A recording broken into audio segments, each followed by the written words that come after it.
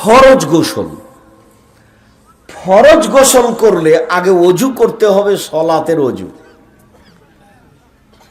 অজুর আগে আবার হাতটাকে মাটিতে মাজতে হবে, দিয়ে হাতটা ধুইতে হবে, তারপরে অজু করতে হবে, সলাতের নামাজের মতো করে অজু, তারপরে গায়ে পানি ঢালতে হবে।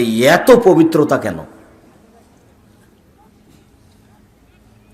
অজু করার আগে দাঁত পরিষ্কার করতে হবে কেন? বলছেন আল্লাহ নবী যে 5 ওয়াক্ত আমি ফরজ করে দিতাম, কিন্তু পারবে না, এই জন্য করিনি। তার মানে এত দাঁত পরিষ্কার করতে হবে কেন? ঘুম থেকে ওইটা দাঁত পরিষ্কার করেন, বাড়ির বাহির থেকে ভিতরে ঢুকলে দাঁত পরিষ্কার করেন, প্রত্যেকটা সলাতের সময় দাঁত পরিষ্কার করেন। এত দাঁত পরিষ্কার করেন কেন? মানে জীবাণুর ব্যাপার দাঁতের সাথে আছে। একজন মহিলা ঋতুবতী হয়েছে, তাকে অজু করে গোসল করতে হবে, এত কেন? লোকটা মারা গেছে, আমি গোসল দিলাম, আমাকে গোসল করতে হবে কেন?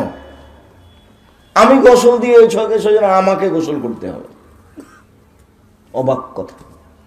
একটা লোক মারা গেছে, তাকে 3 বার 5 বার 7 বার গোসল দিতে হবে, আবার বলছেন যে একবার তোমরা ওতে করে দাও, গোলাপ জল দিয়ে দাও। এই পানিকে বড়ের পাতা দিয়ে গরম করো, গরম করে ভালো করে গোসল দাও, 3 বার 5 বার 7 বার গোসল দাও, আর একবার এই গোলাপ জল ঢেলে দিবা, দিয়ে ওকে পরিষ্কার করবা। এত পরিষ্কার করতে হবে কেন? আমি ওকে গোসল দিয়েছি, আমার কি হলো যে আমাকে গোসল করতে হবে? ইসলামের পবিত্রতা ব্যতিক্রম। দীর্ঘ লকডাউনের পর থেকে আমরা এই বিষয়ে লম্বা আলোচনা করে আসছি। জুমার খুতবা, বাইতুল হাম, জামে মসজিদ, সমস্ত দিনী ভাই বোনকে, পৃথিবীর বাঙালিকে আমরা বিষয়গুলি দেখার জন্য অনুরোধ জানাচ্ছি। সম্মানিত দিনী ভাই বোন, বলছিলাম যে তাহলে হাত ভালো করে ধুইতে হবে, মানে জীবাণুর ব্যাপার আছে, পবিত্রতা। আচ্ছা, পেশাব করলাম তো আমি পানি খরচ করলাম, তো আমার হাতে তো পেশাব লেগে নেই। পায়খানা করলাম, আমি পানি খরচ করলাম, তো আমি ভালো করে হাত ধুয়ে নিয়েছি, তা আমার হাতে পায়খানা লেগে নেই, আমি নাকের কাছে দিলে আমি গন্ধ পাচ্ছি না, এরপরে হাতটা মাটিতে মাজতে হবে কেন? পৃথিবীতে পবিত্রতা অবলম্বন করার ব্যাপারে মুহাম্মদ সাল্লাল্লাহু আলাইহি সাল্লামের চেয়ে সতর্ক সাবধান মানুষ আর কেউ আছে? এই কথা বললে ওর জ্ঞানের ভুল। পেশাব করলে পানি খরচ করে হাত মাজতে হয়, পায়খানা করলে পানি খরচ করে পবিত্র অর্থ অর্জন করে হাত মাজতে হয়। বাড়িতে সুন্দর করে গোসল করে ওযু করে 2 রাকাত সালাত আদায় করে কাজে বের হবেন, একবারে পরিষ্কার হয়ে। দাঁত পরিষ্কার করবেন, পেশাব করতে গিয়ে মাটি দিয়ে পা পবিত্রতা অর্জন করবেন। আরে পবিত্রতা অর্জন করার সময় ডান হাত লাগাতে পাবো না। রাসূল সাল্লাল্লাহু আলাইহি ওয়াসাল্লাম, আয়েশা রাদিয়াল্লাহু তাআলা আনহা বলেন, ইয়াদুল ইয়ুমনা লিতামিহি ওয়া তাহুরিহি।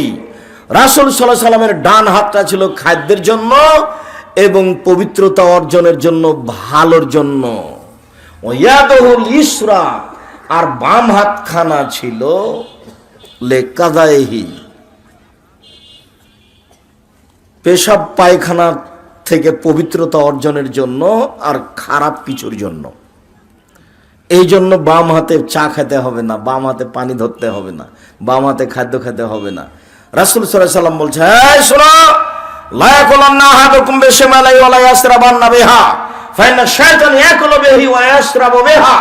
অবশ্যই তোমাদেরকে যেন বাম হাতে না খায়, বাম হাতে পান না করে, কেননা শয়তান বাম হাতে খায়, শয়তান বাম হাতে পান করে। বাম হাত হচ্ছে পেশাব পায়খানার জন্য, বাম হাত হচ্ছে অপবিত্রতার জন্য, খারাপের জন্য, আর ডান হাত হচ্ছে ভালোর জন্য। আপনাকে আমি একটা জিনিস বুঝাই যে আল্লাহর নবী ঘুম থেকে উঠে এই হাতটা সরাসরি পানিতে ডুবাতে নিষেধ করলেন কেন?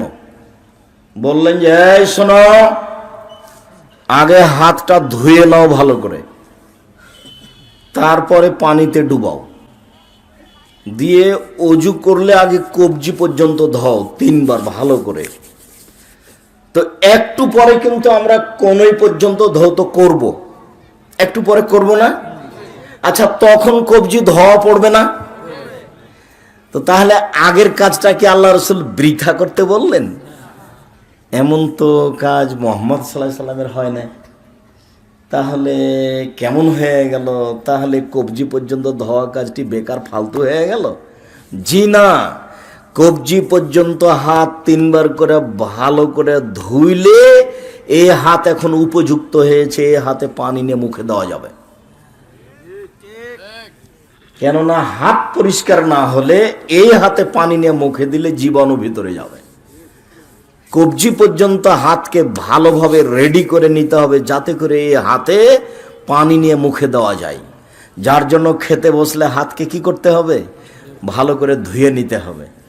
যার কারণে আল্লাহ রসুল খাদ্য পানি ঢেকে রাখতে বলেছেন, বিশেষভাবে রাতে ঢাকতে বলেছেন। কেন? রাতে বালা মুসিবত চলে, যখনই কোনো খোলামেলা খাদ্য দেখে তখন তার মধ্যে ঢুকে যায়। আর আপনি কত জিলাপি ফাঁকায় পড়ে আছে তবুও খাচ্ছেন। সম্মানিত দিনী ভাই বোন, রাসূল সাল্লাল্লাহু আলাইহি ওয়াসাল্লাম আমাদেরকে সালাত আদায় করার জন্য আদেশ করেছেন।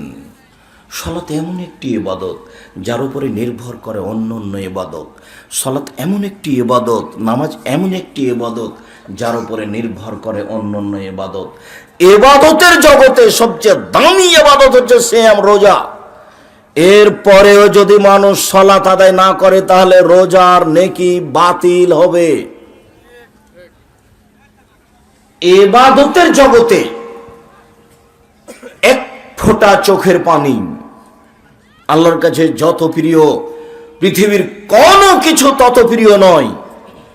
সারা রাত চোখের পানি ঝরিয়ে কান্নাকাটি করেছে, কিন্তু তার যদি সালাত না থাকে, নামাজ না থাকে, তাহলে কান্নাকাটি ইবাদতের নেকি বাতিল হবে।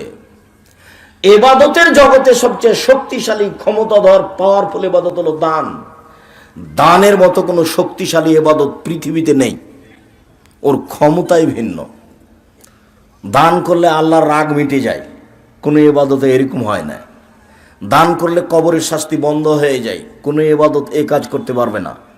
বিচার মাঠে দান আপনার ছায়া তলে আপনাকে ছায়া করে থাকবে যতক্ষণ পর্যন্ত আপনার বিচার না হবে। কোনো ইবাদত এরকমভাবে আসতে পারবে না দান ছাড়া।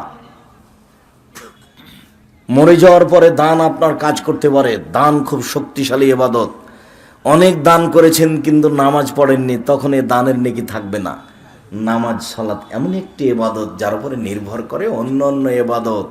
সালাত এমন একটি ইবাদত যার উপরে নির্ভর করে অন্য অন্য ইবাদত।